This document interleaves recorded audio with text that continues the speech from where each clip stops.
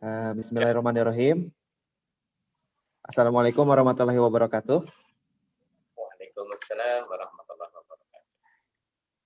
Ya, alhamdulillahirabbil alamin wassalatu wassalamu ala asrofil anbiya'i wal mursalin wa ala alihi wa sahbihi ajmain. Amma ba'du.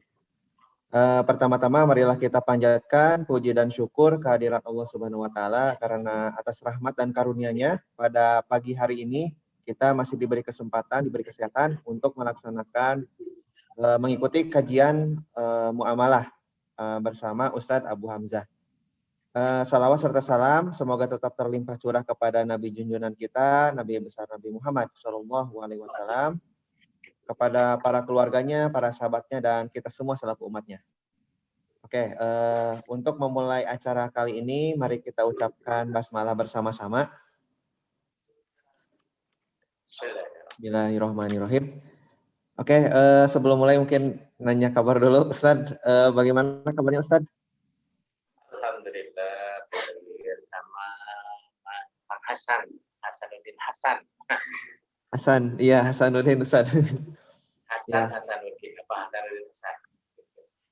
Hasanuddin Hasanuddin saja Ustadz, cuman ini nama belakangnya nggak ada, jadi dipaksa ditambah 2.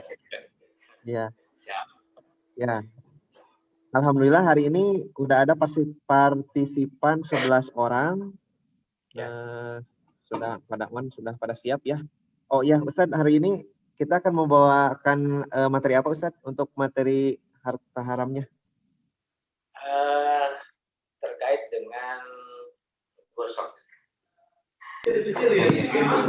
Oleh Abu Hamzah, suaranya kecil saja. Oh ya, suaranya Ustadz agak kecil.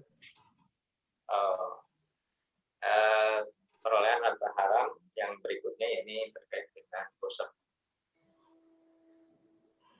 Oh ya, mangga untuk selanjutnya langsung diserahkan kepada Ustadz. Baik, Bismillahirrahmanirrahim. Assalamualaikum warahmatullahi wabarakatuh. Waalaikumsalam warahmatullahi wabarakatuh.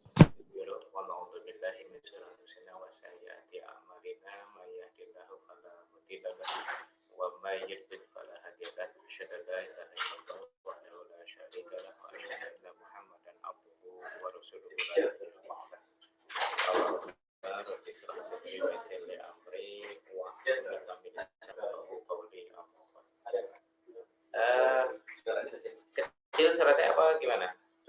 Apa ininya belum saya setting, coba. Suara saya sudah agak sedikit kecil.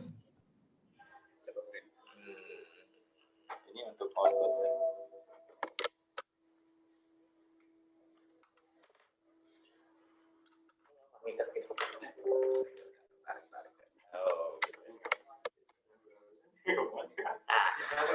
Jadi ini bisa.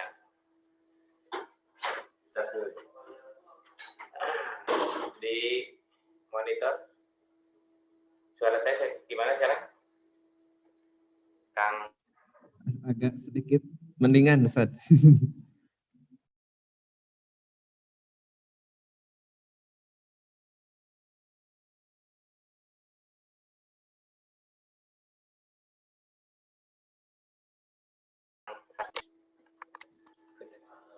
Sepertinya agak sedikit putus-putus di sayanya Ustadz.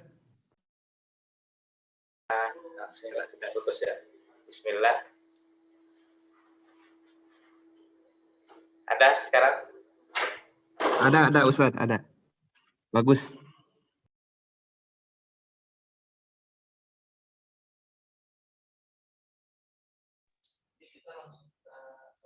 Ya.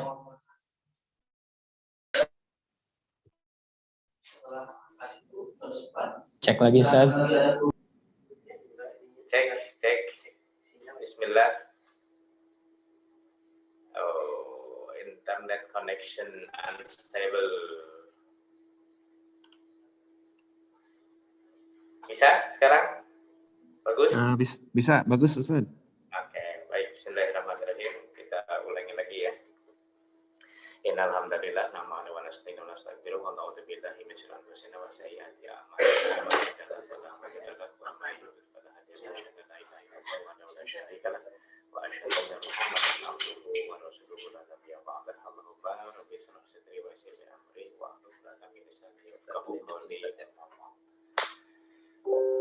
Alhamdulillah, puji dan syukur kita panjatkan kepada Allah Subhanahu wa Ta'ala. Shalawat serta salam senantiasa tercurah kepada junjungan alam Nabi wa Habibana Muhammad Sallallahu Alaihi Wasallam, pada keluarganya, kerabatnya, para sahabatnya, para tabi'in, para tabi'in, dan tentu saja seluruh pengikutnya yang sedang menjalankan risalahnya hingga hari kiamat.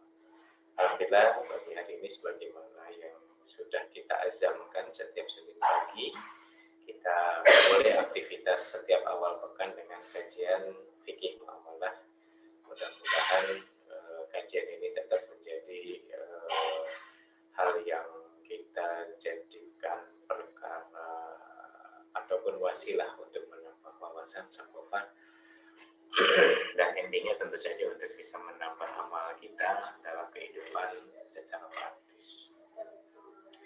Sebelum dimulai seperti biasa, barangkali dia khususnya layak untuk senantiasa ta'aruf bin nikmah atas segala nikmat yang telah Allah berikan kepada kita, termasuk nikmat bisa memiliki pemahaman tambahan ilmu saqafah atau wawasan dari guru-guru kita tentu saja, dan tentu ta'aruf bin nikmah ini kita tumpahkan dalam bentuk ungkapan rasa syukur dan berkirim pahala suratul Fatihah kepada guru-guru kita tersebut, baik yang dekat ataupun yang jauh, yang telah memberikan kontribusi bagi pemikiran, ilmu, dan aktivitas apapun yang sejalan dengan ketetapan syariat tentu saja. Ala hadiniya al-Fatihah. A'udzubillahi minasyaitonir rajim. Bismillahirrahmanirrahim. Alhamdulillahirabbil alamin. Arrahmanirrahim. Maliki yaumiddin. Iyyaka na'budu wa iyyaka nasta'in. Ihdinas siratal mustaqim. Siratal ladzina an'amta 'alaihim ghairil maghdubi 'alaihim waladdallin. Baik, kita langsung saja di layar monitor sudah kelihatan semuanya ya. Ada gambar sendal yang digembok. Ini tentu terkait dengan tema kita, yakni gosip. Mudah-mudahan ini memberikan ilustrasi khususnya bagi hadirin sekalian yang mungkin ya dulu pernah hidup dalam satu komunitas, apakah pesantren ataupun kos-kosan atau komunitas apapun yang kemudian kita berinteraksi dalam satu atap. Seringkali hal-hal yang kemudian tidak kita inginkan itu terjadi. Ya, salah satunya adalah pada saat kita punya sendal, terus tiba-tiba sendal yang sudah kita miliki tersebut tiba-tiba pada saat mau dipakai hilang. Ya, di dunia pesantren biasanya itu hal yang biasa, termasuk di anak-anak kos ya. Makanya dulu waktu saya pernah mengalami hal tersebut, ya mungkin sebagian dari hadirin sekalian pun pernah mengalami, misalnya di baju dalam kita agar terhindar dari salah pakai ataupun hilang dan lain sebagainya, biasanya dikasih inisial, ditulis pakai spidol gitu ya. Inisialnya apa, misalnya XX misalnya gitu, X-Men atau apa begitu, terserah. Tapi yang pasti tujuan melakukan itu adalah agar jangan sampai baju yang kita miliki dipakai oleh orang lain, agar jangan sampai sendal yang biasa kita gunakan, yang kita miliki, dipakai juga oleh orang lain. Ya, sekalipun ini perkara yang mungkin dianggap sebagai bagian dari kehidupan di masyarakat tertentu, di kalangan santri khususnya, tapi tidak lantas kebiasaan yang tidak baik ini menjadikan sebuah tradisi yang terus dilakukan. Tentu tidak demikian ya harapannya. Kenapa sekalipun kita terbiasa ataupun itu sudah menjadi tradisi, namun pada saat si punya barang tersebut hendak menggunakan, hendak memakainya, tiba-tiba raib, itu tentu saja akan menjadi persoalan. Apalagi kalau di sana ada pihak keamanan pesantren yang bisa saja kita tidak hanya karena menggunakan barang-barang bukan milik kita terkena dosa, tetapi juga akan ada hukuman yang nanti akan diberikan oleh pihak keamanan pesantren. Apakah lurah atau apapun itu namanya ya, atau kepala santri atau apa, yang kemudian pada akhirnya kita pun akan mendapatkan sanksi atau hukuman atas tindakan teledor kita karena diadukan oleh saudara kita. Sebabnya adalah karena sandalnya salah satunya kita pakai tanpa izin. Nah, ini yang kemudian hal-hal yang masuk dalam kategori gosip dalam kehidupan yang mungkin sederhana dengan tadi kebiasaan ataupun urf yang ada di dunia pesantren, dia tertentu, masyarakat tertentu ya, termasuk dalam hal ini kalau yang kuliah di kos-kosan biasanya begitu ya. Makanya tadi saya sedikit tambahkan kaitan dengan agar tidak tertukar barang-barang pribadi kita tambahkan inisial ya, untuk kemudian menghindari hal-hal yang tidak kita inginkan tertukar atau terpakai oleh saudara-saudara kita atau teman-teman kita. Itu barang kita itu hilang dari tempatnya ketika dijemur, nah kita tinggal lakukan sidak ke setiap kamar, setiap lemari, adakah barang-barang kita dengan inisial tertentu. Begitu didapat, oh kemarin lupa pas hujan saya ambil semua pakaian, saya nggak tahu kalau ada pakaian orang lain misalnya begitu, maka amanlah pakaian kita dengan dari unsur hilang begitu. Nah, sebetulnya kaitan inilah yang kemudian ingin saya sampaikan. Tema kita pada perolehan harta haram kali ini yaitu terkait dengan gosok.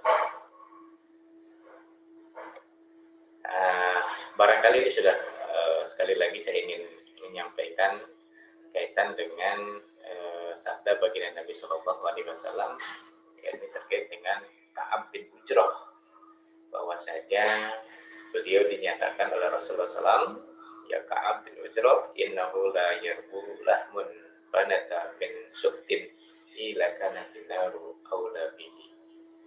Wahai Ka'ab bin Ujrah, sesungguhnya tidaklah tumbuh daging dari harta yang haram kecuali neraka lebih layak baginya.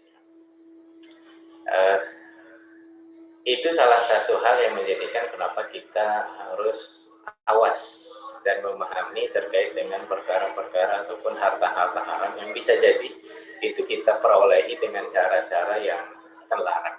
Salah satunya di tema kesempatan Senin pagi hari ini yakni terkait dengan perkara gosok.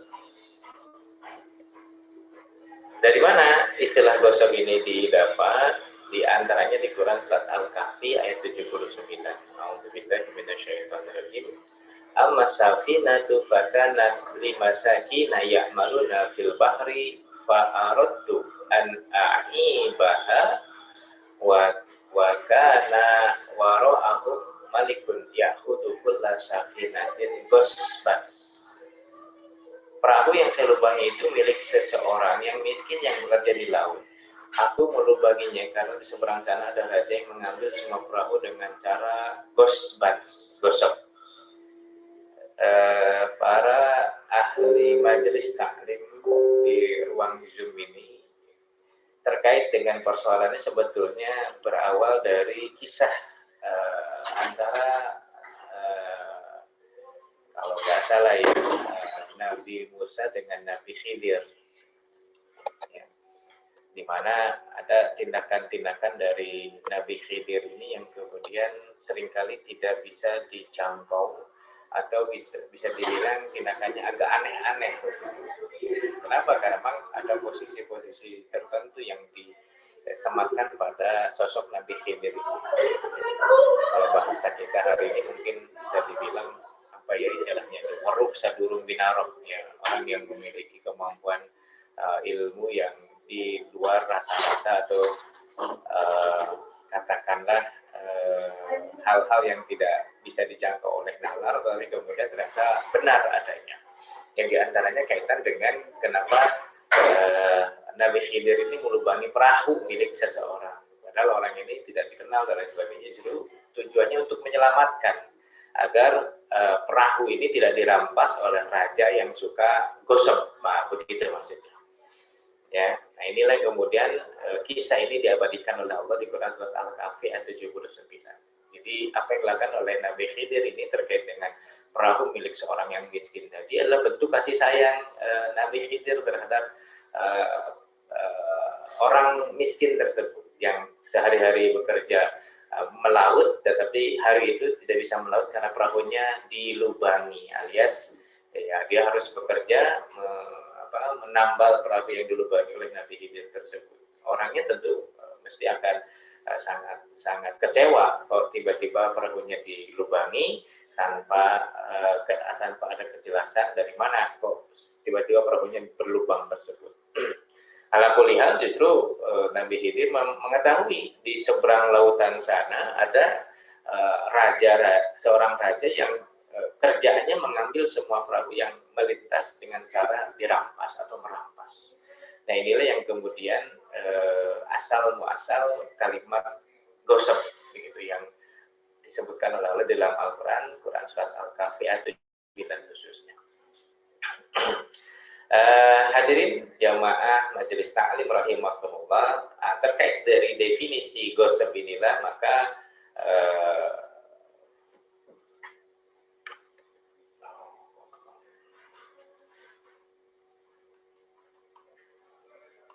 enggak bereaksi ya, harus berpindah ini layarnya.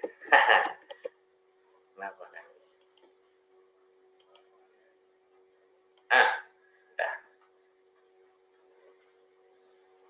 Ya. Secara etimologi, secara kebahasaan, al-ghasab ini mengambil sesuatu secara zalim atau secara paksa dengan cara terang-terangan. Dalam terminologi tertentu atau dalam pandangan beberapa ulama, diantaranya terbagi ke dalam beberapa pandangan. Yang pertama, dalam pandangan ulama Hanafiyah, pengikut mazhab Imam Hanafi, al-ghasab itu mengambil harta tanpa seizin pemiliknya sehingga harta itu berpindah secara terang-terangan. Kemudian dari definisi yang kedua, yakni dari ulama pengikut mazhab Maliki, al-ghasab ini dideskripsikan dengan mengambil harta secara paksa dan sewenang-wenang, tentu bukan merampok, baik dalam bentuk materi ataupun manfaatnya. Dan perbuatan atau pelaku ghasab harus mengganti rugi harta yang dia ghasab. Oke, banyak yang komen. Oke.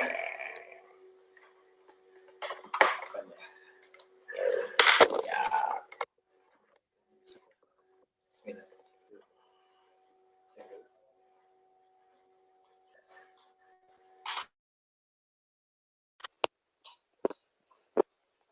Nah, gimana sekarang? Bagus suaranya? Lebih jernih. Lebih jernih. Nah, ini alatnya lebih baru, alhamdulillah. Lebih canggih, insya Allah. Ya, ya.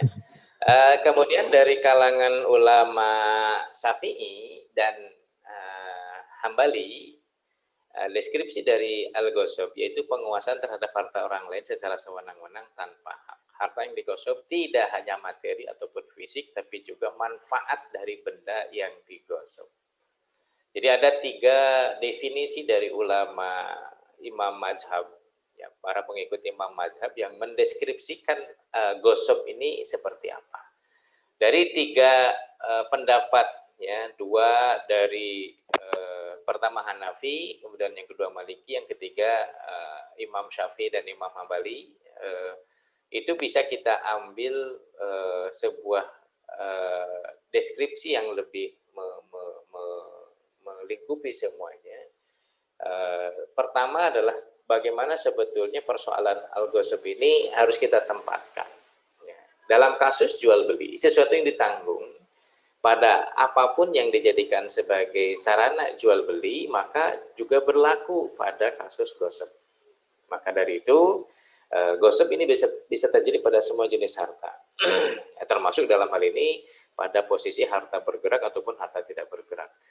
Kenapa? Karena yang diinginkan oleh si penggosok adalah memanfaatkan dan menggunakan hak milik orang lain atau harta orang lain dengan cara melanggar kepemilikan atau hak orang lain tersebut. Ini ada di dalam kitab Fiqhul Islam wa Adillatuhu karangan Imam Wahbah Zuhaili atau Syekh Wahbah Zuhaili, seorang profesor ya beliau ini.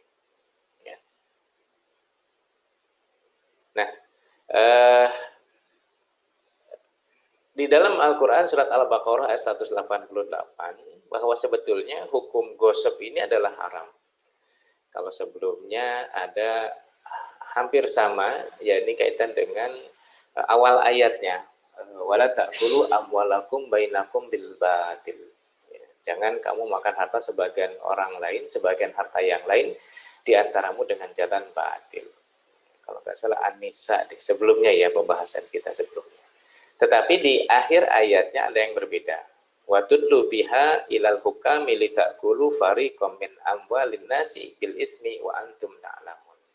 Dan janganlah kamu membawa urusan harta itu kepada hakim supaya kamu dapat memakan sebagian harta orang lain dengan jalan berbuat dosa padahal kamu mengetahui.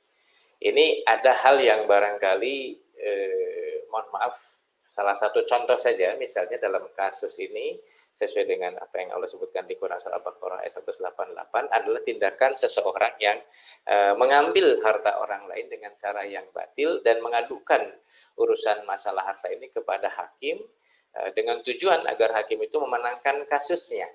Nah, padahal dia tahu harta itu bukan punya dia. Nah, gitu. Ya, tapi dengan adanya keputusan dari hakim menguatkan apa yang menjadi keinginan orang yang mengadukan persoalan harta ini ke meja pengadilan. Maka jadilah kepemilikan harta yang dia inginkan mendapatkan legitimasi karena adanya keputusan dari hakim. Kok bisa? Ya, artinya di sini ada sesuatu yang terjadi. Ya, si pengadu tersebut tentu karena memang hasratnya memiliki harta orang lain dengan cara yang batil,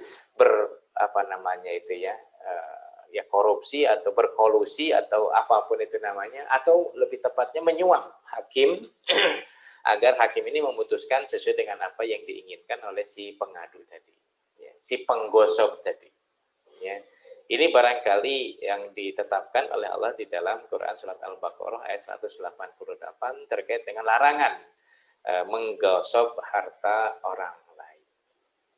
Nah, berikutnya dalam hadis Nabi Shallallahu Alaihi Wasallam, ya, di riwayat Abu Daud dinyatakan la ya'khudhu ahadukum mata'a akhihi la'iban aw jaddan fa idza akhadha ahadukum aso akhihi fala yarudduha. Janganlah di antara kalian mengambil barang milik saudaranya, baik secara main-main atau sungguh-sungguh. Apabila salah satu dari kalian mengambil tongkat milik saudaranya, maka hendaklah ia mengembalikannya. Ini kan barangkali ya tindakan sebahagian orang yang kemudian tujuannya hanya sekedar iseng dan lain sebagainya. Ada larangan. Kalau isengnya terkait dengan barang milik saudaranya, itu dinyatakan oleh baginda Nabi, hendaklah dia kembalikan. Jadi jangan iseng begitulah. Pulang dari masjid lihat sandal teman kita, iseng kita umpetin satu misalnya, itu nggak boleh begitu. Ya, sekalipun mungkin kita happy, ketawa ketiwi dan lain sebagainya, tapi pemilik barang mesti akan kebingungan kok tiba-tiba sandalnya hilang dan lain sebagainya, atau tongkatnya dan lain sebagainya. Di sini diibaratkan tongkat, ya, diistilahkan tongkat di sini ketika diambil hendaknya dikembalikan. Jadi nggak boleh memain-mainkan barang milik saudara kita, baik main-main ataupun sungguh-sungguh. Main-main di sini sekedar iseng, sungguh-sungguh berarti mengambil alih begitu ya, mengambil atau mencuri ya. Tapi tujuannya bukan aktivitasnya bukan mencuri, karena memang dilakukan secara terang-terangan. Kalau mencuri itu sembunyi-sembunyi begitu. Nah, dalam hadis yang lain, ya, ini terkait dengan persoalan tanah, ya. Man dzalama kida shibrin minal ardi tuwiqahu min sab'i ardin. Barang siapa yang berbuat zalim dengan mengambil sejengkal tanah, maka dia akan dikalungi dengan tanah dari 7 lapis bumi. Hadis riwayat Bukhari Muslim. Gambaran sederhana kaitan dengan gimana sih orang mengambil sejengkal tanah. Ini mudah-mudahan bisa dinyalakan. Ini ada tayangan film, mudah-mudahan memberikan ilustrasi seperti apa sebetulnya tindakan mengambil sejengkal tanah ini. Ada 2 menit kurang lebih filmnya ini. Aktivitas sederhana.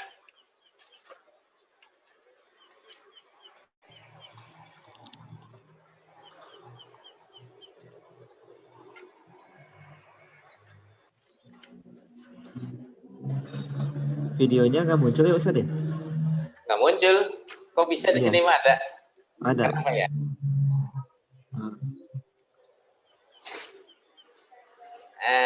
Kenapa ya? Kok nggak muncul?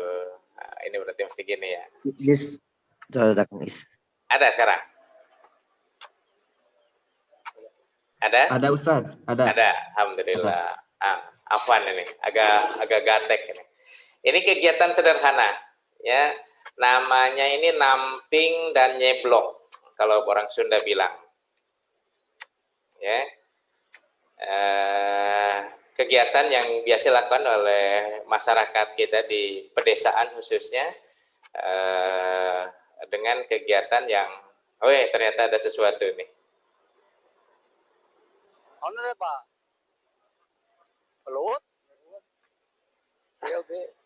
Mau apa? Dok. Yang belut Ya.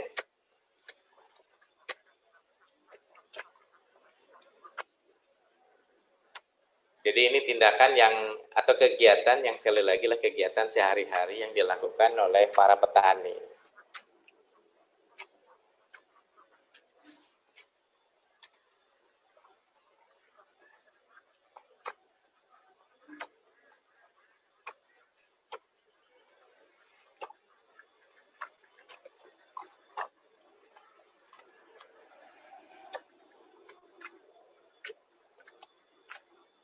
Kayak ribut na Pak.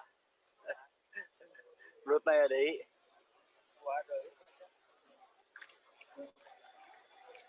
Nah, kemudian nyeblok. Nah, ini yang kemudian disebut dengan nyeblok. Ya, ini menambal atau membuat galengan sawah atau pematang sawah.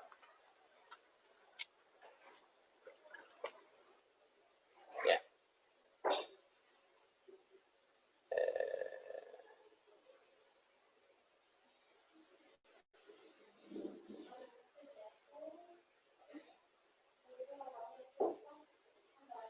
Baik.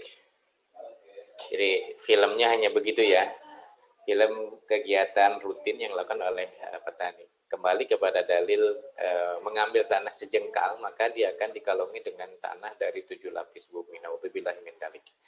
Apa yang ingin saya coba sampaikan dengan ilustrasi video singkat tersebut adalah kegiatan yang menjadi rutinitas sehari-hari seorang petani, yakni dengan cara mengambil tanah sebagian yang itu ada gulma, ada rumput atau tumbuh-tumbuhan yang tidak diinginkan, kemudian dibersihkan karena mau dia tanam masuk kepada masa tanam berikutnya. Bagi sebagian orang yang punya keinginan buruk dengan katakanlah apa istilahnya, kalau orang Sunda itu ngukui tanah gitu ya, yang tadinya galengannya bisa masuk mobil, bisa-bisa berubah tuh hanya jadi jalan setapak. Nah, itu gambaran tindakan mengambil sejengkal tanah setiap masa tanam, ya dia melakukan itu terus lama-lama galengan yang tadinya lebar menyempit dan bisa jadi habis galengan yang tadinya digunakan untuk sarana orang untuk lalu lalang berjalan sampai bisa dilewati oleh kendaraan, berubah menjadi hanya bisa dilewati dengan berjalan kaki saja. Kenapa? Saking sempitnya, saking makin sempitnya dan sebagainya. Tapi kalau yang si Bapak tadi itu melakukan tindakan bukan mengambil sejengkal tanah, tapi betul-betul seorang petani yang jujur begitu ya, yakni setelah dibersihkan tanah itu kemudian di seblok lagi begitu istilahnya, nyeblok lagi begitu, tanah itu ditambahkan lagi ke dalam pematang sawah ataupun ke dalam galengan tersebut. Jadi gambaran terkait dengan mengambil sejengkal tanah ini juga adalah gambaran tindakan gosip ya. Dalam dunia perumahan ini sangat bisa jadi ya, rata-rata ya perumahan yang batas tanah antara satu kapling dengan kapling sebelahnya itu hanya dikasih tembok saja misalnya begitu ya.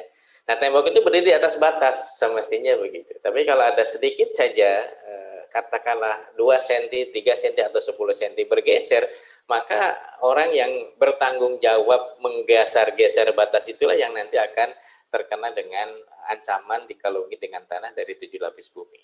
Jadi ini bentuk apa ya, bisa dibilang hal-hal yang harus diperhatikan oleh orang-orang yang bergerak di dunia properti untuk menjaga agar tidak ada satupun pihak, baik dari kalangan pengusaha propertinya sendiri ataupun di kalangan para penghuni perumahan tersebut, untuk tidak melakukan tindakan gosip ya, dengan hanya menggeser batas tanah, dan tujuan tersebut adalah dalam rangka untuk mengambil sebagian tanah saudaranya atau tetangganya.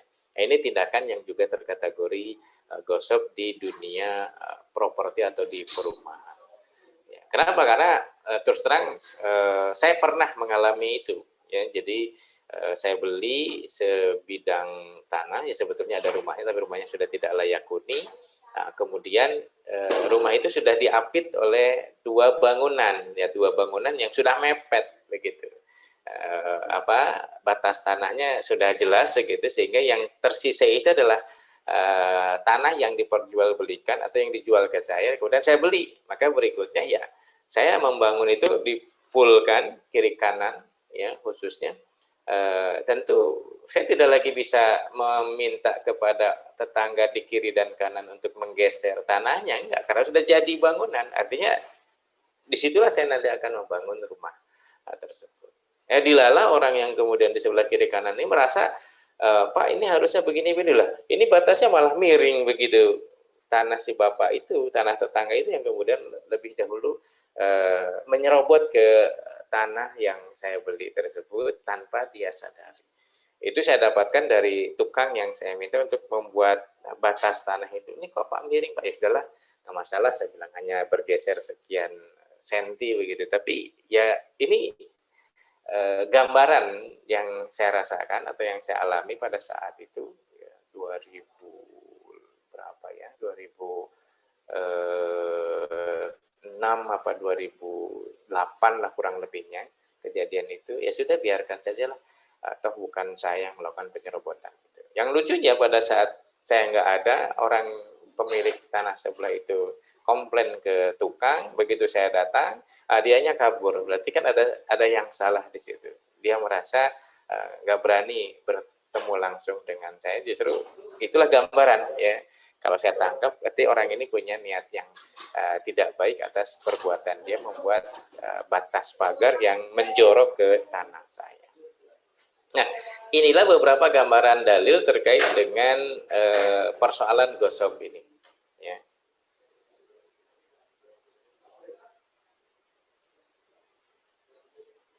Nah, dari beberapa gambaran dalil dan juga pandangan para ulama pengikut imam mazhab yang 4 ini, Imam At-Tabari di dalam kitab Jamil Bayan fi Tafsirul Quran Lit-Tabari menjelaskan bahwa maksud kata memakan harta dengan batil di Quran surat Al-Baqarah ayat 188 tersebut, jadi dengan cara yang tidak diperbolehkan oleh Allah Subhanahu wa taala. Ya, makanya berdasarkan Quran surat Al-Baqarah 188 tersebut bisa kita lihat ya dari sudut pandang usul fikih. Kayaknya ada dua hal yang bisa kita simpulkan. Pertama, adanya nahyi ataupun larangan yang menandakan keharaman dari aktivitas gosip. Kemudian yang kedua, larangan ini mewajibkan kita untuk menjauhi perkara gosip. Ya. Jadi ini pandangan yang mesti kita pahami terkait dengan gosip yang tadi diilustrasikan atau yang saya ilustrasikan kaitan dengan orang yang kemudian karena persoalan persengketaan terus membawa persoalan itu ke tengah-tengah pengadilan, kemudian dia sudah tahu padahal begitu kalau dialah yang melakukan kesalahan, tapi dia punya maksud untuk mengambil harta saudaranya dengan mendatangi hakim, dan tentu saja sudah ada main mata sebelumnya antara dia dengan hakim, dan tentu saja akhirnya hakim itu memenangkan orang yang mengadukan persoalan harta tersebut. Nah, gosip ini dilarang dengan cara atau dengan kaidah yang di sini ya dua hal, yakni karena adanya larangan, kemudian yang kedua kewajiban untuk menjauhi gosip. Penting untuk diketahui atau difahami bahwa yang namanya gosip ini beda dengan mencuri. Ya. Jadi gosip ini tidak sama dengan mencuri, karena mencuri dilakukan secara sembunyi, sedangkan gosip dilakukan secara terang-terangan dan sewenang-wenang. Bahkan seringkali gosip ini diartikan sebagai menggunakan atau memanfaatkan harta orang lain tanpa seizin pemiliknya, sekalipun tidak ada maksud untuk memiliki. Ya, contoh yang tadi saya sampaikan di awal, ilustrasinya, sampai kemudian agar tidak ada orang yang menggunakan sendal itu sampai digembok sendalnya begitu. Ya. Jadi orang yang mau ke ambil wudhu dan lain sebagainya, atau hal-hal yang lainnya, sekalipun tidak ada maksud untuk memiliki, tapi dia hanya memanfaatkan, itu pun sebuah hal yang harus kita jaga. Intinya demikian. Ya, karena apa? Karena kita memanfaatkan. Ada benda milik saudara kita yang kemudian dimanfaatkan oleh kita. Sekalipun tambahannya tidak ada maksud untuk memiliki. Ya. Nah, ini sekaligus memberikan perhatian kepada kita. Saya khususnya seringkali bepergian dan seringkali mampir ke sebuah tempat, apakah masjid ataupun musola, yang kemudian untuk bisa pergi mengambil wudhu itu biasa menggunakan sendal yang ada di situ. Ini penting barangkali ya. Kita nggak boleh menggunakan sendal milik orang lain, kecuali sendal itu disediakan oleh pihak masjid ataupun musola. Makanya beberapa produk hari ini, produk sendal, maksud saya produk alas kaki, ada tulisannya sendal musola. Ada yang menghitung sendal di musola itu, bukan sendal milik pengunjung yang lain, sehingga kita bisa leluasa memanfaatkan dan menggunakan sendal tersebut. Tapi kalau sendalnya tidak ada tulisan sendal musola, biasanya kalau saya begitu ada orang lain selesai berwudu, saya ngomong, Pak pinjam sendalnya ya, silakan. Nah, berarti sudah ada keriduan. Dan tindakan itu berarti terhindar dari gosip. Sementara kalau kita memakai sendal orang lain tanpa ada izin, ini bisa jadi kategori kita memanfaatkan harta orang lain, alias kita telah melakukan tindakan gosip yang dilarang oleh syariat.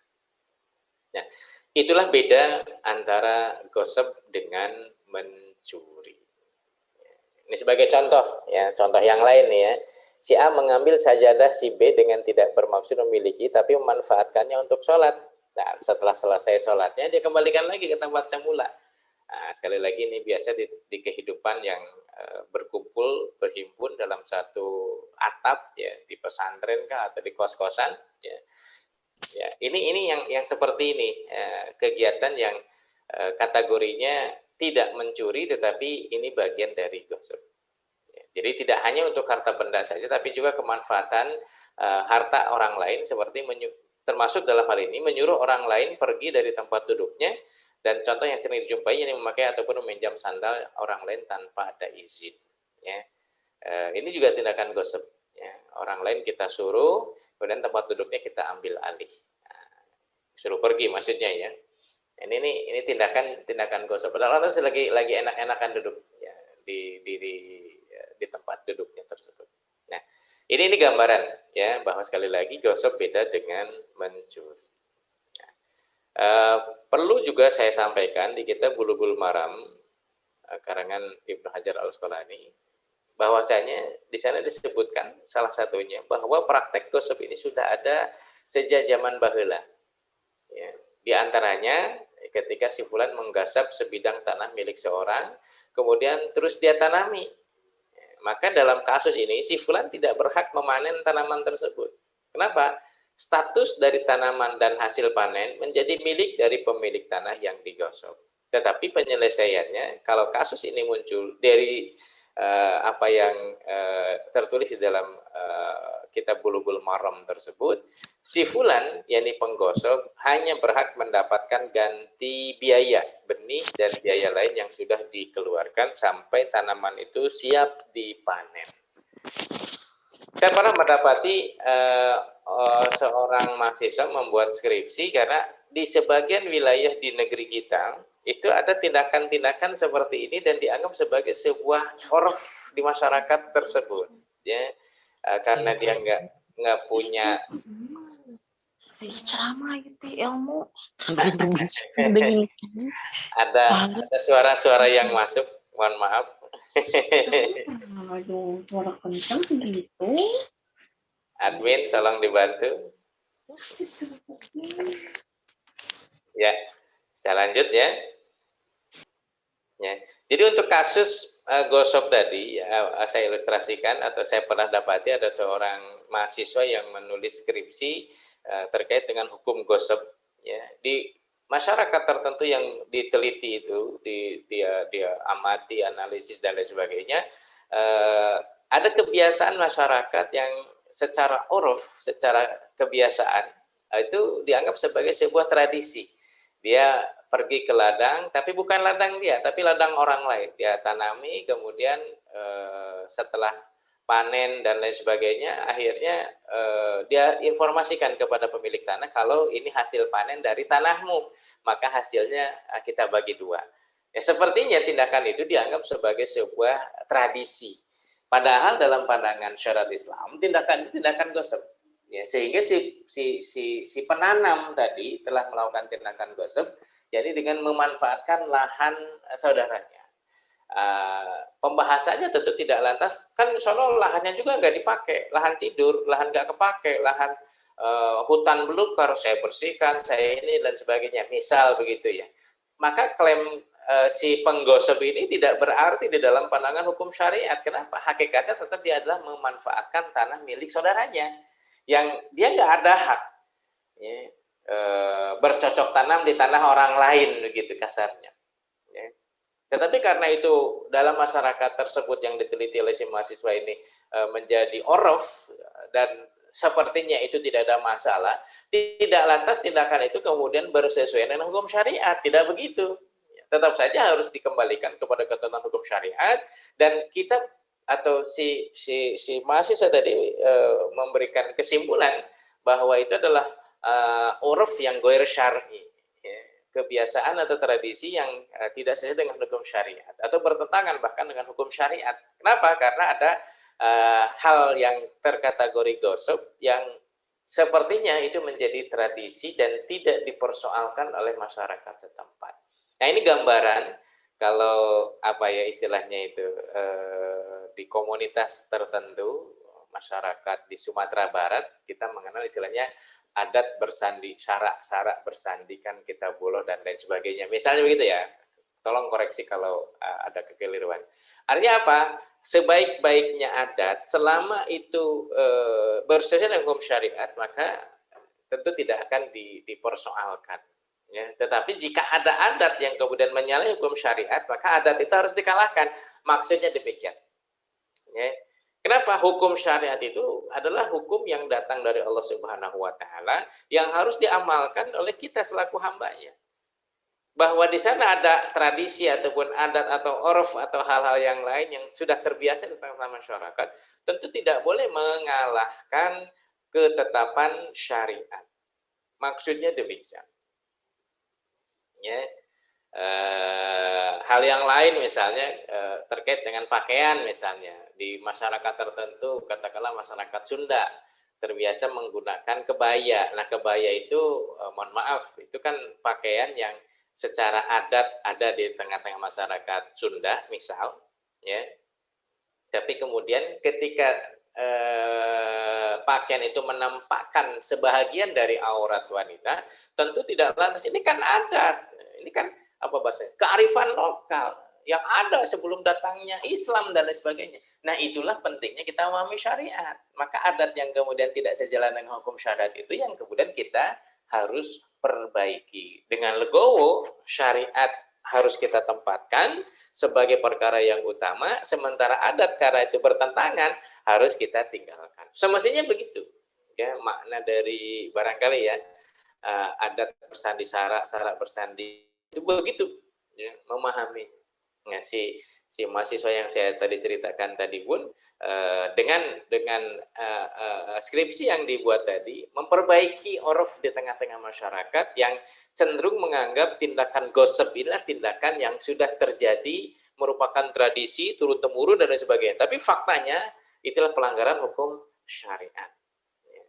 Sama seperti halnya tindakan-tindakan yang lain yang kemudian bisa jadi di tengah-tengah kehidupan kita tindakan tersebut dianggap sebagai sebuah tradisi, tetapi tradisi itu justru menyalahi hukum syariat. Maka ya kita sebagai seorang muslim, keterikatan kita terhadap hukum syariat itulah hal yang harus kita jadikan patokan, pedoman utama. Sementara tradisi ataupun adat ketika itu bertentangan hukum syariat, ya harus kita tinggalkan. Nah, ini gambaran-gambaran terkait dengan perkara gosip yang kemudian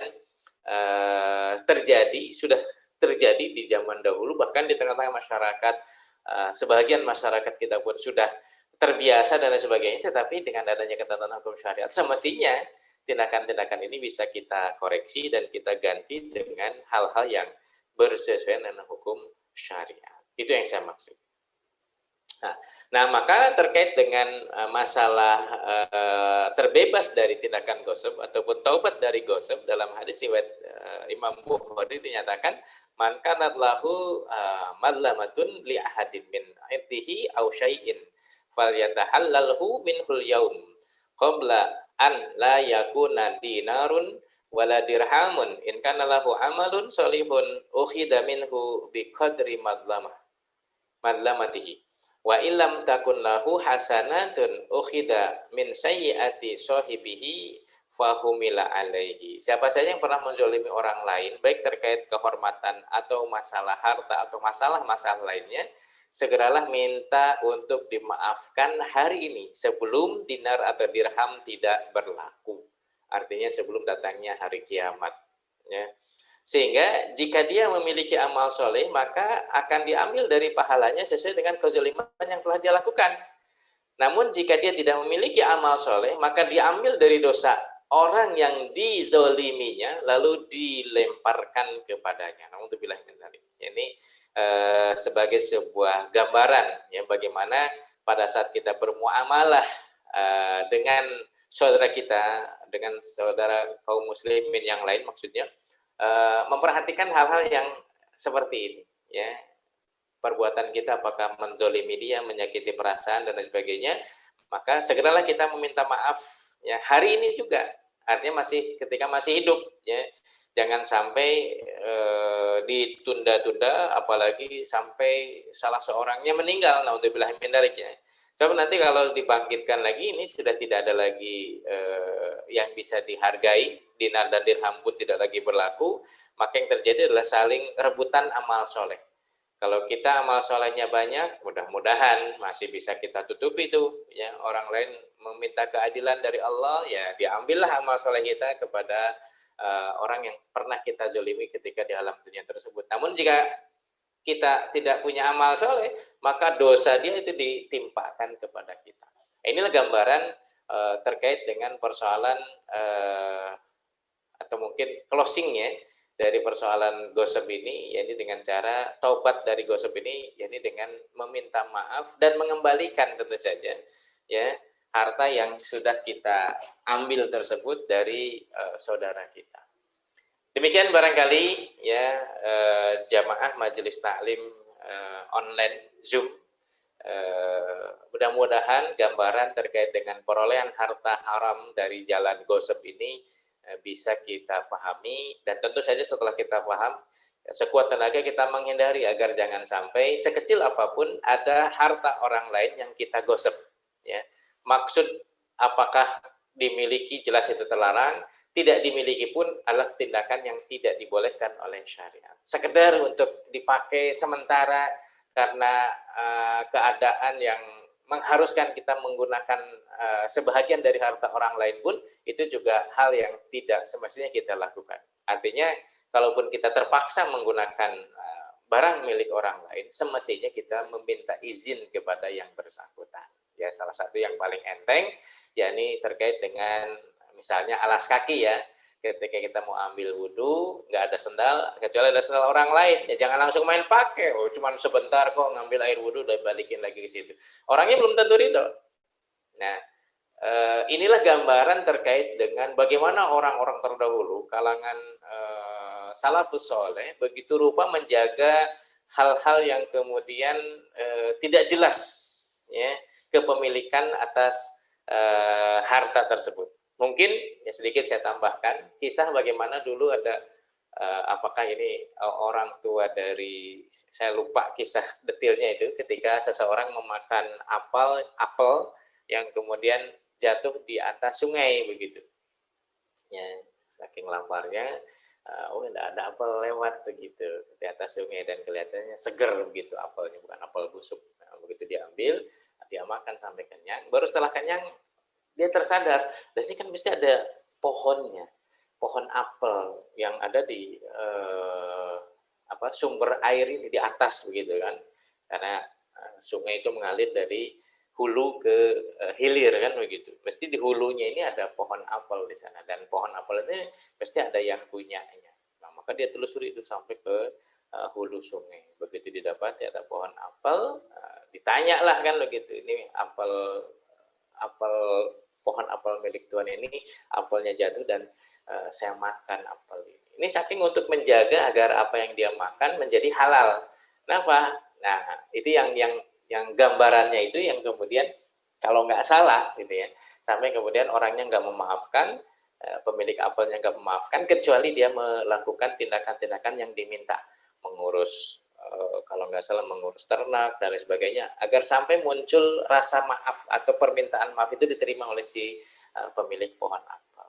Karena ingin mendapatkan permintaan maaf tersebut, maka lelaki soleh ini mengikuti saja maunya si pemilik pohon apel tersebut. Sampai pada akhirnya kalau nggak salah, si pemilik pohon apel itu meminta kepada laki-laki tersebut, kalau engkau ingin mendapatkan maaf dariku, maka penuhilah keinginanku yang terakhir. Apa itu? Kau harus menikahi anakku. Baik kalau begitu, tapi harus kamu ingat bahwa anakku ini adalah tuli, anakku ini buta, dan anakku ini adalah lumpuh. Sampai begitu, kalau nggak salah ya kisahnya ya. Nah, karena memang dia adalah anak orang soleh, ya dia ikuti saja, ya sudahlah, sebagai sebuah bentuk penyesalan dan ingin dapatkan kata maaf dari si pemilik apel tersebut, dia pun menyetujui untuk menikah dengan anak dari si pemilik pohon apel tersebut. Namun begitu selesai prosesi akad nikah tersebut dilakukan, kemudian silakan kamu temui istrimu di kamar yang onoh begitu. Begitu masuk ke dalam kamar, berucap salam, begitu dijawab, ya berarti ini katanya perempuannya tuli, bisu dan lumpuh, kok menjawab ini jangan-jangan salah orang gitu. Enggak, masuk saja itu kamar istrimu. Baru kemudian diceritakan, betul dia bisu, betul dia tuli, betul dia lumpuh dari hal-hal yang diharamkan oleh syariat. Dia nggak pernah melihat yang haram, nggak pernah berucap yang haram, dan nggak pernah pergi ke tempat-tempat yang haram. Artinya dia lumpuh dengan keadaan-keadaan seperti itu. Nah ini happy endingnya di situ. Orang soleh mendapatkan wanita solehah juga. Hanya karena persoalan ingin dihalalkan, dimaafkan, karena dia telah teledor memakan apel yang belum jelas kepemilikannya punya siapa. Nah, dengan cara seperti itulah dia mendapatkan kemaafan dari si pemilik apel dan justru mendapatkan tambahan berupa mendapatkan istri yang soleha. Karena bagi si pemilik pohon apel tadi, dia sudah bisa menilai ini laki-laki bertanggung jawab, laki-laki soleh, sampai-sampai urusan sebiji apel saja dia ingin mendapatkan status kehalalan atas buah apel yang sudah dia konsumsi. Demikian barangkali tindakan ataupun aktivitas menjaga diri dari hal-hal yang dilarang oleh syariat, khususnya terkait dengan persoalan gosip ini. Demikian, saya kembalikan kepada Kang Hasanuddin. Tafadhol. Ya, Masya Allah, pembahasan pada pagi hari ini Ustadz Abu Hamzah tentang perolehan harta haram, gosop ya. Ya. Mengambil harta orang lain dengan cara batil atau zolim. Hampir mirip dengan mencuri, tapi bedanya kalau mencuri itu sembunyi-sembunyi, kalau gosop itu terang-terangan ya Ustadz ya. Betul sekali. Nah, tapi kadang hampir mirip juga dengan merampok, sama-sama mengambil harta orang lain dengan cara yang zolim dan terang-terangan juga. Itu kira-kira perbedaannya seperti apa Ustadz? Baik. Kang Hasanuddin dan juga para peserta kajian pagi hari ini, kalau merampok itu ada ancaman. Sementara kalau gosip itu tidak ada ancaman. Tapi dilakukan sama-sama terang-terangan, sama-sama terlarang. Jadi ada beberapa tingkatan ataupun perbuatan yang mesti kita coba pahami ya, kaitan dengan bahwa semua itu terlarang. Tetapi perbedaan keterlarangannya itu harus kita pahami agar jangan sampai kita terjerumus pada tindakan yang dilarang oleh syariat tersebut. Ya, barangkali ilustrasi sederhananya ketika kita berbicara konteks yang lain misalnya ya, apa contohnya itu? Ketika kita terlarang untuk misalnya apa ya? Contohnya nih ya. Ya mencuri dengan gosip ini gampangannya ya. Nah kalau mencuri mah kan orangnya nggak tahu gitu. Nah kalau gosip mah mencuri mah bahkan tidak hanya pemiliknya, bahkan orang lain yang bukan pemiliknya pun mesti tidak boleh mengetahui tindakan mencurinya itu. Ya, biasanya dilakukan dengan cara sembunyi-sembunyi tadi. Ya. Tapi kemudian ya, kalau gosip ini, udahlah ini masa bodoh lah, yang penting saya lapar nih, saya makan, nah misalnya. Ada yang menjadi saksi, bahkan pemiliknya pun bisa jadi hadir di situ. Ya, ini yang membedakan. Ya. Termasuk dengan tindakan merampok lah. Kalau merampok kan biasanya ya kalimat ininya, kalimat standarnya harta atau nyawa. Kan ada begitu. Sementara kalau gosip kan tidak begitu. Ya. Dia hanya mengambil saja. Bahkan sebagian orang seperti yang tadi saya ilustrasikan kaitan dengan skripsi seorang mahasiswa tersebut, itu sudah menjadi uruf di masyarakat tersebut, seolah-olah tindakan menggosok tanah orang dia tanami, kemudian baru setelah panen dibagi dua dengan si pemilik tanah asal dan lain sebagainya, sepertinya itu bukan tindakan yang melanggar hukum, sepertinya begitu. Makanya kemudian dipetakan ya, lebih tepatnya dideskripsikan bahwa tindakan tersebut sama-sama adalah tindakan yang dilarang oleh syariat dalam rangka memperoleh harta, dengan jenis-jenis yang kemudian dibedakan berdasarkan kegiatan yang nyata juga berbeda. Ambil contoh sederhana ya, ini yang saya maksud. Misalnya hubungan suami istri, ya namanya hubungan suami istri dilakukan oleh suami dan istri. Tapi kalau itu dilakukan oleh bukan suami istri, maka dia telah melakukan tindakan melanggar hukum syariat, yakni melakukan hubungan suami istri yang terlarang. Kan begitu ada tambahannya tuh. Ya. Yang dilakukannya sama saja. Tetapi karena dia bukan suami istri, maka hubungan suami istri yang terlarang. Ada tambahannya begitu kan. Sama-sama begitu. Ya, yang dikerjakan adalah itu juga. Tetapi yang ini mah sesuai dengan hukum syariat, karena dilakukan oleh suami istri yang sah, sementara yang lain adalah perzinahan karena dilakukan hubungan suami istri itu dilakukan karena adanya unsur yang tidak terpenuhi dalam kehidupan suami istri, yakni bukan dilakukan oleh seorang suami dan seorang istri yang diikat oleh pernikahan yang sah. Maka muncullah istilah perzinahan. Tindakannya sama begitu loh, sama-sama berhubungan layaknya suami istri, tapi karena ini bukan suami istri yang diikat oleh pernikahan yang sah, maka ada tambahan hubungan suami istri yang terlarang alias berzina. Kayak begitu mungkin barangkali ya. Baik Ustaz. Pastinya begitu. Ya, sepertinya nih di chat sudah ada beberapa yang mulai bertanya Ustaz nih. Oh ya, untuk rekan-rekan semuanya silahkan persiapkan pertanyaannya nanti untuk ditanyakan kepada Ustadz Abu Hamzah. Untuk ini yang sudah masuk dari Kang Ukun sama Kang Iskandar, pertanyaannya hampir sama. Ya. Bagaimana kadang ya meminjam sesuatu yang sederhana, misalkan dari yang meminjam seperti sendal, penghapus, pulpen tanpa izin, misalkan nggak ada orangnya, masa iya gitu nggak bakal dikasih sama pemiliknya, jadi seolah mempersepsi seolah bertanya kepada diri sendiri, malah kadang suka yang nyeletuk, Kang pinjam pulpennya, diambil weh. Ada masa iya nggak dikasih gitu. Nah itu hukumnya seperti apa? Terus kalau misalkan itu nggak boleh, terus bagaimana cara atau solusi untuk cara menebus dosanya? Ya. Ya, ya, mungkin ilustrasinya sedikit saya coba tambahkan ya. Yang pertanyaan dari Kang Iskandar nih ya. minjem pulpennya. Oke, mangga. Ah, dia yang ngomong, dia yang jawab sendiri. Maksudnya begitu ya? Ya. Orangnya Ya, juga ada. itu banget, Ustaz. Ya, kebiasaan Kang Iskandar itu. Pengalaman pribadi. Mungkin yang lain juga pernah ngalami yang seperti itu misalnya kan gitu. Maka ya itu tindakan yang sekali lagi kita sudah tahu sebetulnya ini nggak boleh dilakukan. Masa aja kita ngomong sendiri, pinjam sendiri, jawab sendiri begitu. Mana mungkin begitu, padahal itu bukan barang milik kita. Ya, kenapa buktinya kita merasa kita harus ngomong, minta, minjem atau apapun itu namanya. Ya. Nah tentu sekali lagi tindakan itu tindakan yang sekali lagi dianggap sebagai hal yang biasa, lumrah, apalagi itu bukan barang berharga dan lain sebagainya. Misal, tetapi kalau orang yang nggak ridho atas apa yang kita lakukan, hati-hati. Ya, kita harus mempertanggungjawabkan perbuatan kita. Kapan? Ya yaumul kiamah.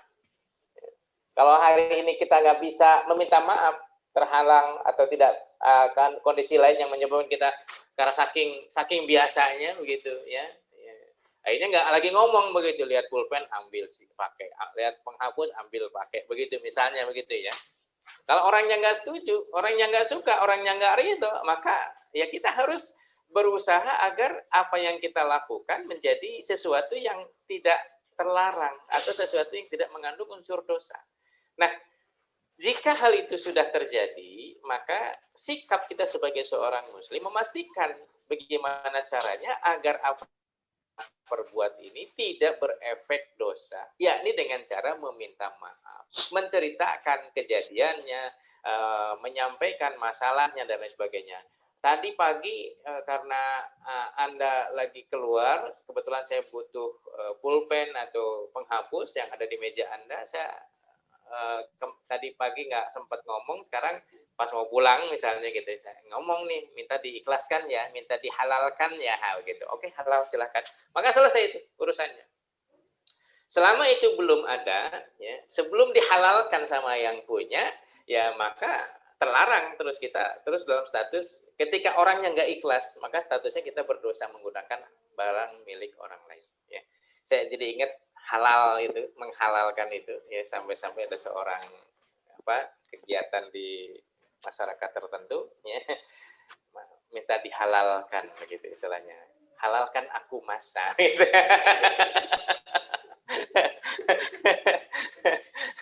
Ngerti ya maksudnya kemana ya. Karena tadinya nggak halal tadinya, akhirnya minta dihalalkan gitu. Nah itu salah satunya ya. Naudzubillahi min dzalik ya, ada pelaku-pelaku atau orang-orang yang suka menghalalkan apa yang haram. Penghulu ini kerjanya. Penghulu. Tapi itu mah baik, tentu saja ya. Tadinya nggak boleh berdua-duaan, tidur sekamar, sekasur, dan lain sebagainya. Karena ada ucapan dari sang penghulu, maka menjadi halal kita kan itu. Maka apa yang dicontohkan oleh Kang Iskandar sekali lagi, cara untuk menghalalkannya ya sederhana saja, yakni dengan meminta dihalalkan apa yang sudah digunakan tersebut, baik penghapus, pulpen, sendal atau apapun yang kita manfaatkan, tapi tidak ada maksud untuk kita miliki. Minta keridhaan dia. Ya, intinya kalau sudah diridhokan berarti sudah halal, nggak ada dosa. Tapi kalau orang yang nggak setuju dan tetap menganggap itu sebagai perbuatan terlarang, maka kita harus mengejar dia. Apa yang bisa saya lakukan agar sampai keluar maaf darimu? Misalnya begitu. Saya nggak akan maafkan sampai Kang Iskandar neraktir saya sate marangi. Harus lakukan tuh sama Kang Iskandar. Ya. Kenapa? Untuk mengejar maafnya itu. Ya. Mau sate maranginya mau seperti apa, pokoknya harus siap begitu. Karena tadi ya sampai saya contohkan terkait dengan orang yang makan apel tadi. Untuk mengejar maaf pemilik apel tadi ya dia lakukan apapun. Begitu barangkali ya. Baik Ustadz. Oh ya, terus Ustadz, gimana kalau kasusnya misalkan pinjam sendal di masjid ketika berjamaah, terlebih lagi kalau Jumatan tuh suka banyak tuh. Nah kita tuh nggak tahu itu teh sendal itu punya siapa dan terlanjur gitu. Terlanjur yang masa lalu gitu, gimana cara tobatnya atau meminta maafnya atau ya gitu. Baik. Sebetulnya sama saja. Sama saja bimakna kita harus meminta maaf, meminta keikhlasan atau minta dihalalkan karena kita telah melakukan tindakan yang melanggar hukum syariat. Jika kita tidak tahu, nah inilah pentingnya Ya, dalam konteks hukum syariat ini disebut dengan al-ilmu qoblal amal, berilmu sebelum beramal. Jadi kita semestinya tidak kumangkelah, bukan begitu gitu loh bahasanya. Ya, kan cuman wudhu kadinya minjem sendal dan lain sebagainya. Itu persoalan menurut kita sederhana, tapi bagi orang lain ketika orangnya nggak suka sendalnya menjadi basah, itu dosa hakikatnya. Ya, apalagi sendalnya masih baru gitu. Saya anuin biar nggak kena basah, tiba-tiba ada yang pakai begitu. Karena kita pakai sepatu, di sebelah ada sendal yang kelihatannya bisa kita nah ini kayak skandal nih kumaha engke diwali harusnya engke kumaha di akhirat. Nah itu betul ya, bukan kumaha engke tapi engke kumaha di akhirat kalau orangnya nggak ridho. Nah ini yang kemudian yang ditanyakan barusan terkait dengan Jumatan dan lain sebagainya. Ya semestinya kita ya sudahlah pakai sepatu kita, ngambil air wudhu basah-basah sepatu kita daripada begitu mestinya, daripada kita malah kesulitan nanti orang komplain karena sendalnya menjadi basah kita pakai untuk wudhu dan dia nggak suka dengan keadaan itu sampai kemudian ya Allah aku berdoa orang yang menggunakan sendalku ini karena gimana kalau begitu tuh orangnya. Masa sih, bukan masalah masa sih, ini masalah kita menggunakan hak milik orang lain tanpa izin, persoalannya di situ ya. Nah sekali lagi ini sebagian masyarakat menganggap ini perkara yang sepele. Ya, padahal dalam pandangan hukum syariat nggak ada yang sepele. Ya, ingat justru hal yang sepele inilah kalau kita malah mengabaikan bisa jadi kita terjerumus ke dalam perkara yang masuk ke dalam gosip tadi. Nah, daripada kita terkategori melakukan tindakan gosip, ya sudah gunakan saja alas kaki yang selama ini kita pakai, kita miliki. Insya Allah nggak akan ada yang komplain. Mau sepatu kita menjadi basah, sepatu baru kita atau apapun itu namanya, lebih terhindar, lebih memastikan bagi diri kita terhindar dari perbuatan gosip atau hal-hal yang bisa merugikan dan membuat orang lain tidak ridho atas perbuatan yang kita lakukan. Bahwa kalau itu sudah terjadi, ya sewaktu-waktu kita lewat lagi ke masjid itu, ngomong ke pengurus masjidnya dulu tahun sekian, misalnya gitu ya. Saya pernah sholat Jumat di sini dan saya pernah menggunakan sandal milik jamaah. Tolong Pak pengurus DKM disampaikan ke jamaah di sini minta diikhlaskan sayang dulu, misalnya begitu. Kok begitu ribet banget? Bukan masalah ribet, lebih baik kita ribet di dunia daripada kita ribet nanti di akhirat. Dan ke depan dalam berbuat tersebut sekali lagi amal yang kita lakukan harus terukur dari sisi hukum syariat. Kalau memang hukum syariat itu membolehkan, ya bisa kita ambil. Tapi kalau hukum syariat itu melarang, maka sekalipun itu menurut kita perkara sepele, karena ini terlarang, ya harus kita tinggalkan. Nggak boleh tidak. Contoh kecil, contoh sederhana yang lainnya, misalnya yang kita anggap kecil. Misal, ya, ketika kita buang air kecil tuh, ya, buang air kecil, ada mekanismenya, ada tata caranya. Ya. Apa tata caranya itu? Selesai buang air kecil kita berdehem. Untuk apa? Untuk mengeluarkan sisa dari kotoran air kencing tersebut. Kita tidak berdehem itu. Maka biasanya ada sedikit air kencing yang kemudian masih tersisa dan itu menjadi najis. Maka sholat kita selama najis itu menempel itu tidak sah. Nah, itu sepele, itu sedikit, itu kecil, itu sederhana, itu mungkin dianggap oleh sebagian orang masa sih harus begini dan sebagainya. Ya, jadi bukan masalah sepele, bukan masalah kecil, bukan masalah sederhana. Dalam pandangan syariat Islam tidak ada masalah sepele kalau itu berimplikasi kepada tidak diterimanya ibadah kita. Maka perkara yang oleh sebagian orang dianggap sepele tadi menjadi perkara besar. Kenapa? Kita ingin ibadah kita diterima oleh Allah Subhanahu wa taala. Maka ya lakukan sekalipun itu. Maksudnya harus berdehem begitu. Yaitu salah satu treatment begitu ya untuk membersihkan air kencing dari diri kita agar tidak ada yang tersisa. Setelah itu baru kita wudhu, kemudian kita sholat, selesai. Kenapa? Air kencing tidak ada yang tersisa. Tapi kalau kita tidak melakukan tindakan sederhana tadi, berdehem 3 kali, biasanya begitu ya, atau sekali atau berapa terserah. Tapi dipastikan tidak ada lagi air kencing yang tersisa. Insya Allah najis itu bisa kita hindari. Ya, kalau itu tidak kita lakukan, hal sederhana itu bisa jadi ada najis di dalam kemaluan kita. Sepele gitu, ya, gambaran sepelenya di sana, begitu. Baik Ustaz. Ya. Ada yang bertanya lagi, ternyata dari Pak Bandi. Assalamualaikum Ustaz. Jadi keingetan. Ya. Ya, katanya jadi keingetan masih sering motor-motoran di musim hujan, sering berteduh di teras orang lain tanpa meminta izin terlebih dahulu. Ya. Nah, untuk kasus seperti itu seperti gimana ya itunya? Baiknya. Sama. Ya, sama. Artinya kita ya harus mengetuk pintu rumah orang tersebut. Untuk apa? Untuk memastikan kita diizinkan tidak berteduh di teras rumah orang tersebut di kala hujan. Uruf masyarakat kita, apalagi hujan, dilihat kita nggak bawa jas hujan dan lain sebagainya, uruf masyarakat kita, golabatullah, itu mengizinkan. Nah, masa sih hanya sekedar berteduh. Tetapi bukan lantas berdasarkan golabatullah atau dugaan kuat, ya golabatullah tersebut. Kita pasti diizinkan, bukan itu. Ya. Bahwa dugaan kita secara kuat pasti akan diizinkan, itu harus dibarengi dengan tindakan nyata, yakni meminta izin kepada pemilik rumah yang terasnya kita gunakan untuk berteduh. Itu jauh lebih aman dan berteduhnya kita tidak mendatangkan perbuatan yang berimplikasi kepada perbuatan dosa. Inilah bersih atau pentingnya kita memperhatikan tindakan-tindakan dan perbuatan kita agar bersih dari perkara haram atau perkara syubhat atau perkara-perkara yang lain yang tidak sejalan atau tidak dibolehkan oleh syariat. Ya. Nah, ini pentingnya kita memahami perkara-perkara termasuk dalam pembahasan perolehan harta haram, memanfaatkan sebagian harta orang lain dengan jalan yang tidak dibolehkan oleh syariat. Ya, tindakan yang dicontohkan oleh Pak Bandi tadi, sekali lagi juga itu tindakan umum begitu ya. Ya. Umum dari sisi orang terbiasa melakukan itu dan orang biasanya juga ngasih izin, biasanya begitu. Tapi kalau ketemu orang yang jutek, yang mungkin dia nggak suka kalau terasnya dikotori oleh telapak kaki orang lain dan lain sebagainya, kemudian kita malah menyengaja di situ karena memang faktor tidak ada lagi tempat berteduh selain di teras rumah orang tersebut, sementara orangnya nggak ridho, kita dosa mengotori rumah orang itu. Sekalipun kategorinya dosa kecil. Tetapi tidak ada dosa kecil yang terus-menerus kita lakukan, kecuali akan berubah menjadi dosa besar.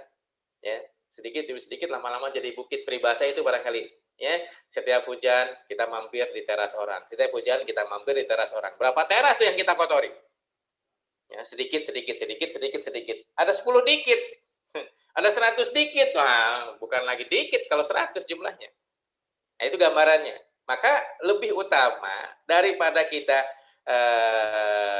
engke kumaha, gitu kata Kang Iskandar, lebih baik ini yang kita lakukan, meminta izin. Kalau tidak diizinkan, ya lebih kita hujan-hujan. Pilihannya begitu, Pak Bandi, mohon maaf. Ya, artinya ini pilihan hukum syariat.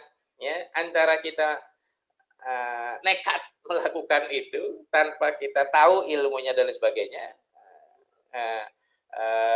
di saat yang bersamaan ada pilihan dari perbuatan kita, ya ini hujan-hujanan, ya sudahlah hujan-hujanan saja, ya basah ya basah dah begitu. Yang penting tidak ada hal-hal penting, surat-surat penting yang ikut basah, kita amankan terlebih dahulu, sudah.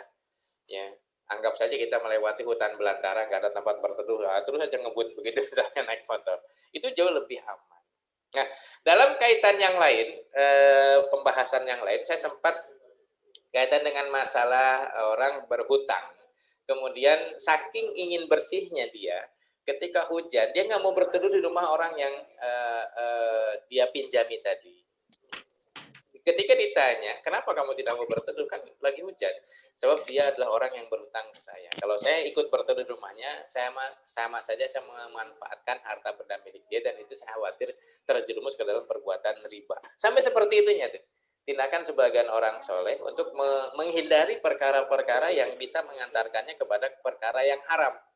Ya, meminjamkan uang terus mendapatkan manfaat dari pinjaman tadi, kategorinya riba.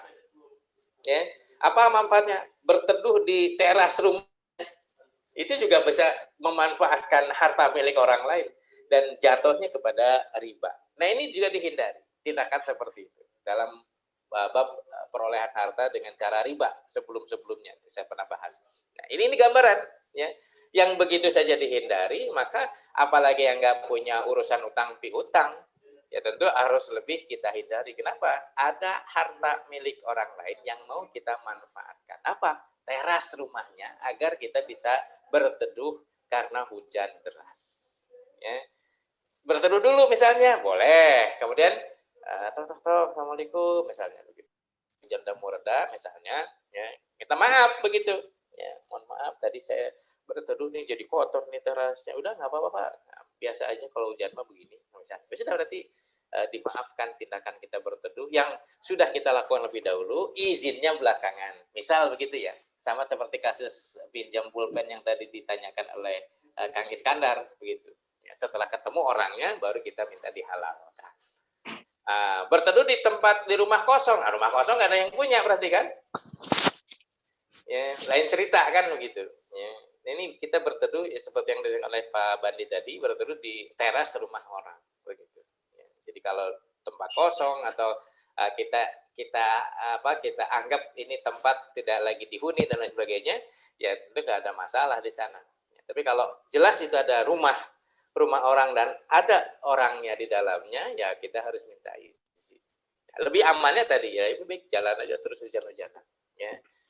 Orang yang hujan-hujanan itu biasanya orang sehat, gitu. Orang sakit nggak pernah hujan-hujanan, insya Allah. Demikian barangkali ya, Pak Bandi dan juga yang lainnya. Baik Ustadz. Ya, mungkin dari rekan-rekan ada yang mau bertanya mengenai perolehan harta haram, khususnya tentang gosok. Maka barangkali sepertinya ada banyak yang mau ditanyakan nih. Soalnya ini benar-benar dekat di kehidupan sehari-hari ya Ustadz ya. Kadang nggak disadari gitu. Kalau itu tuh nggak boleh gitu ya. Ya. Bangga rekan-rekan barangkali ada yang mau ditanyakan. Oh ya Ustadz, berbicara tentang teras yang tadi kata Pak Bandi, kalau misalkan ada pohon dari tetangga gitu yang nyampe atau melewati ke tanah kita, itu kan boleh, itu hak milik kita Ustadz. Itu nggak perlu minta izin dan lain sebagainya Ustadz. Baik. Saya lupa lagi, saya pernah diceritakan oleh guru saya kaitan dengan contohnya mirip seperti yang antum sampaikan kaitan dengan batang pohon yang berbuah itu mampir ke halaman kita padahal itu bukan pohon kita. Saya lupa itu di zaman Nabi apa siapa, ada salah seorang sahabat yang kemudian anaknya itu memakan kurma punya tetangga, tetapi kemudian tadi sebahagian daun ataupun batangnya ada di atas halaman kita. Ya. Sahabat itu saking ingin menjaga kebersihan harta dan apa yang dia nafkahkan untuk keluarganya, ketika kurma itu dimakan oleh anaknya, maka sahabat itu kemudian mengorek sampai kemudian kurma yang sudah dimakan oleh anaknya tersebut dimuntahkan. Ya, Dilalah yang punya pohon kurma itu seorang Yahudi tetangganya ini. Ya. Karena memang kebersihan yang diinginkan, kebersihan harta yang saya maksud, yang diinginkan oleh sahabat tersebut sampai kemudian melakukan tindakan yang mungkin bahasa kita sangat tidak manusiawi begitu, memaksa anaknya untuk memuntahkan makanan yang sudah dimasukkan ke dalam perutnya tersebut. Dan itu sampai ke, kalau nggak salah, sampai ke telinga Nabi, kemudian Nabi meminta barang siapa yang bisa menghalalkan atau memberikan makanan kepada saudaranya yang kebetulan miskin orang itu, ya, berikanlah atau bantulah dia dan lain sebagainya. Kemudian orang-orang itu kemudian meminta kepada si Yahudi tadi agar mengikhlaskan dan siap mengganti rugi dan lain sebagainya. Nah, karena si Yahudi ini kita tahu lah ya bagaimana kelakuan orang Yahudi ini, kekeh nggak mau mengikhlaskan. Ya. Nah, sampai-sampai kemudian kalau nggak salah kisah berikutnya tersebut, kurma itu bergeser dari di halaman si rumah Yahudi tadi menjadi ada di halaman orang miskin tersebut. Dalam beberapa kisah yang sempat saya dengar itu sampai seperti itu. Nah, ala kulli hal memang ada pendapat yang membolehkan, ya, membolehkan kaitan dengan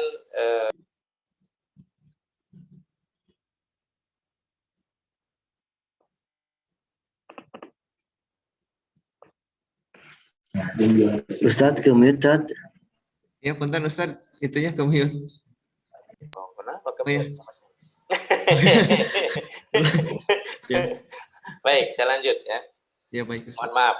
Ya, jadi gambaran terkait dengan tadi memakan makanan atau buah-buahan dari pohon tetangga yang sebagian dahan pohonnya itu ada melewati halaman rumah kita dan lain sebagainya. Sebagian memang ada yang membolehkan itu untuk kita konsumsi. Tetapi justru karena kita tidak pernah memiliki itu, jauh lebih utama kita tidak memanfaatkan buah tersebut. Kalaupun kita pengen, ya kita tinggal minta saja. Jangan langsung, oh ini kan sudah lewat batas tanah dia, nih ada di tanah kita, nih udahlah kita sikat begitu. Tidak begitu tentu saja. Kenapa? Hakikatnya pohon itu nggak pernah kita tanam. Kok tiba-tiba kita merasa memiliki buah itu? Sekalipun memang nggak ada keinginan dari si pemilik pohon agar sedikit dahannya itu menjulur ke halaman kita dengan maksudnya biar istilahnya ngabibita begitu. Nggak ada maksud itu, kan itu tumbuh dengan sendirinya saja begitu ya. Dahan itu mampir ataupun melewati halaman rumah kita. Kok kenapa kita merasa ujuk-ujuk merasa punya hak? Ini berarti buah ini boleh kita sikat? Nggak bisa. Tetap lebih baiknya karena kita nggak pernah tanam pohon tersebut, buah yang kemudian mau kita ambil karena melewati halaman rumah kita, jauh lebih baik kita minta izin kepada yang punya pohon. Pak, Bu, boleh nggak itu pohon mangganya ngagupayan wae sama gitunya. Lebih baik ngomong saja.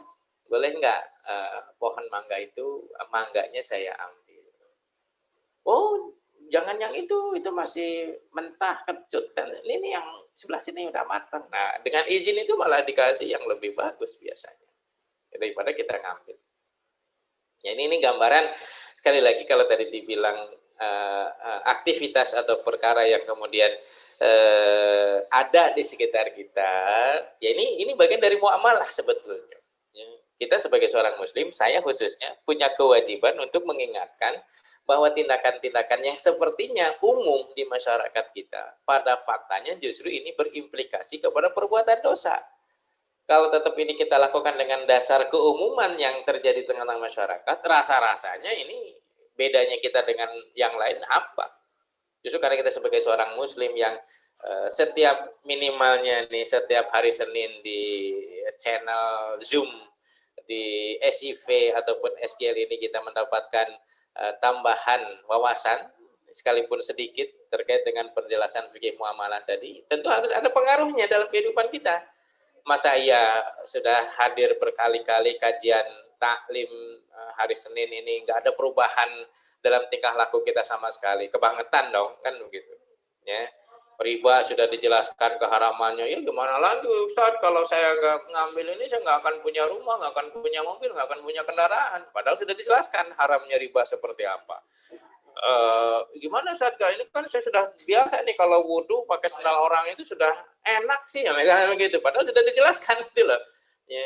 Ini pengaruhnya apa kalau begitu ketemu kajian setiap pekan ini? Makanya penting sekali lagi hal-hal yang tadi disebutkan ini sangat dekat dengan amal kita sehari-hari. Seringkali kita lupa kalau amal ini justru bisa mendatangkan perkara yang dimurkai oleh Allah Subhanahu wa taala. Wabil khusus kaitan dengan bahasan kita di Senin hari ini tanggal 15 Maret ini adalah terkait dengan masalah gosip. Ya, karena gosip ini bisa terjadi pada benda yang hendak kita miliki atau kita tidak punya keinginan memiliki, tapi kita memanfaatkan benda tersebut. Ya, daripada kita terjerumus ke dalam perbuatan gosip, lebih baik kita minta izin. Itu jauh lebih aman dan lebih mendatangkan kebaikan buat diri kita tanpa ada kekhawatiran. orangnya ridho apa enggak ya, dan lain sebagainya. Yang tadi contohnya buah yang mampir ke halaman rumah kita, kalau kita makan, apakah betul-betul akan mendatangkan kebaikan buat kita, manfaat dan lain sebagainya? Lebih baik kita minta izin saja. Ya. Saya punya juga hal seperti itu sebetulnya ya. Ada pohon jambu itu tumbuhnya bukan di halaman rumah. Jikalau kayak perumahan ya, ada selasar depan batas rumah, batas tanah, sampai kemudian kurang lebih ada jeda 1 atau 2 meter untuk lahan trotoar, lahan orang lewat, tumbuh pohon di situ, pohon jambu. Ya. Orang-orang menganggap itu pohon jambu tidak ditanam oleh pemilik rumah, tapi adanya di depan rumah orang lain.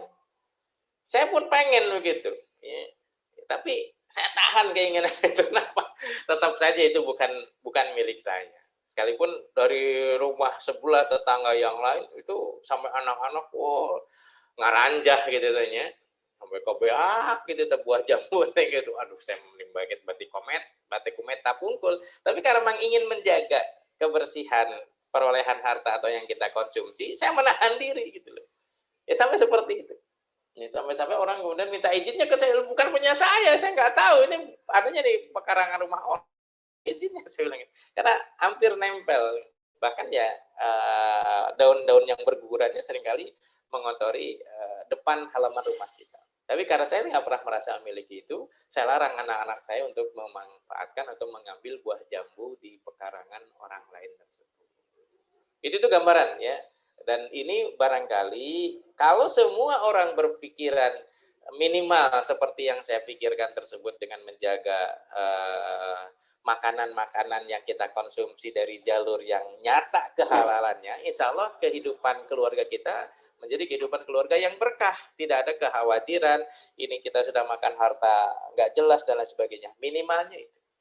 Ya, dengan adanya gambaran keterikatan terhadap hukum syariat seperti demikian. Demikian, Ustadz Abdurrahman. Baik, Ustadz. Mangga dari rekan-rekan barangkali ada yang mau ditanyakan tentang masalah gosok khususnya atau tentang perolehan harta haram pada umumnya.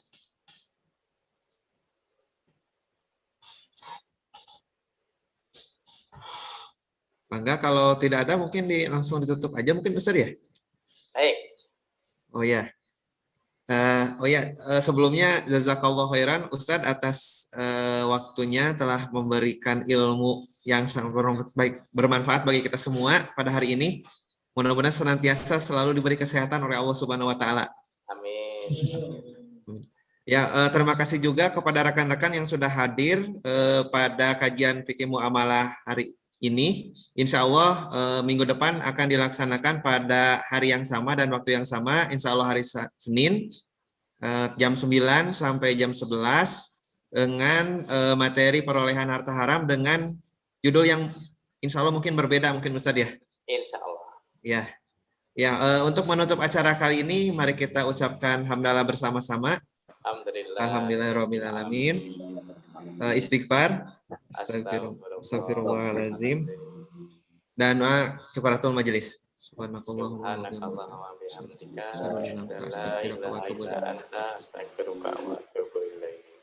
ya, terima kasih atas perhatiannya. Wassalamualaikum warahmatullahi wabarakatuh. Waalaikumsalam warahmatullahi wabarakatuh.